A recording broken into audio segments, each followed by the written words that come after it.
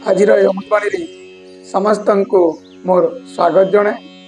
आज अमृतवाणी है यौवन उपरे अधिक गर्व कर ना, कारण यौवन क्षणस्थायी।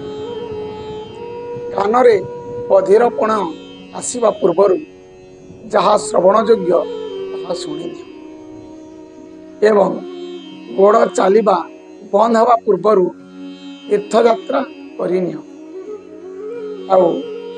आखिरे अंधपण आसवा पूर्वर निजे करिथिबा भूल को सुधारी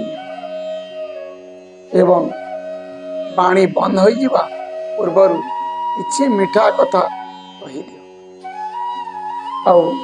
हाथ बंद हवा पूर्वर किछि पुण्य काम करियो एवं देहरु आत्मा चली जिबा पूर्वर प्रभुंक निकटरे शरण हो जा देखिब सब मंगल है।